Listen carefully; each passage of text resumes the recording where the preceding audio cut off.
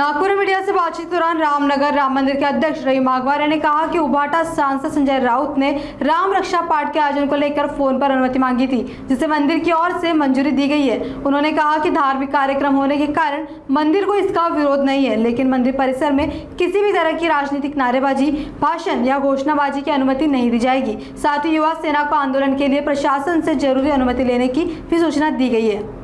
संजय राऊतांचा काल फोन आला.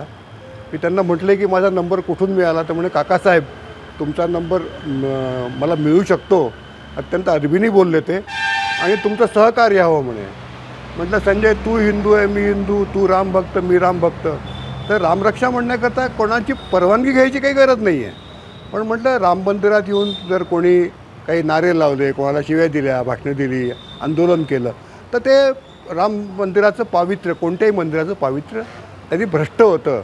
तर तेवढं तुम्ही करू नका. त्यामुळे नाही म्हणे आम्ही रामरक्षा म्हणायला फक्त येऊ, उद्धवजी येतील, रामरक्षा म्हणतील आणि नंतर जो कार्यक्रम आहे तो म्हटलं तुम्ही मंदिर परिसराच्या बाहेर घ्या.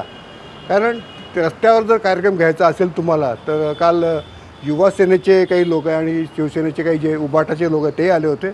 त्यांनाही सांगितलं की तुम्ही प्रॉपर प्रशासन आणि पोलीस यांच्याकडनं परमिशन घेऊन तुम्हाला जे आंदोलन करायचे, जे काय करायचं ते मंदिराबाहेर करा. पण त्यांनी म्हटलं की आपण आज ते नागपुरात येतात आहे, उद्या आपण भेटू म्हणे काकासाहेब आणि आपण ठरवू. तर मी त्यांना हेच सांगितलं की तुम्ही आमचा तो स्टँड आहे. काल आमची नेमकी मंथली मीटिंग होती विश्वस्तांची.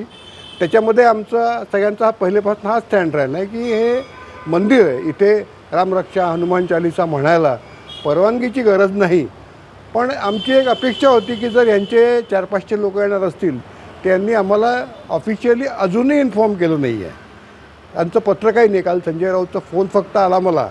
पण इथे जर एखादा तेव्हाच कार्यक्रम राहिला असता, दोन्ही कार्यक्रम क्लॅश झाले असते, तर केव्हाही कार्यक्रम घ्यायचा असेल आणि तो जर 500, 1000, 2000 लोकांचा असेल, तर त्यांनी आधी कळवायला हवं होतं, अशी फक्त आमची अपेक्षा आहे.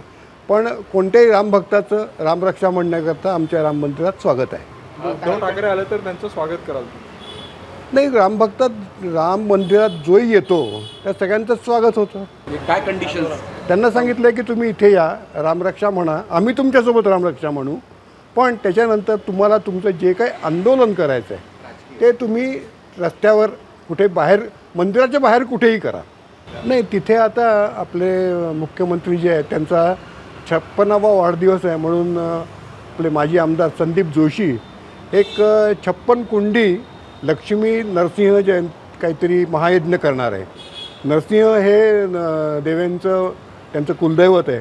त्याच्यामुळे 56 जातीचे लोक 8:30 ते 11:30 शनिवारी तिथे 22 तारखेला 22 जुलैला बसून तिथे यज्ञ करतील आणि मग 12 वाजेनंतर त्याची तिथे पूर्णाहुती होऊन महाप्रसाद होईल.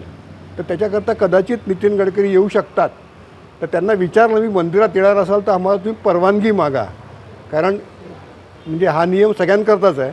पण ते म्हणे आम्ही मंदिरात कोणीच येणार नाही आहे, आले तर लोक दर्शनाला येतील, पण त्याचा काही उत्सव किंवा कार्यक्रम आमच्या मंदिरात होणार नाही.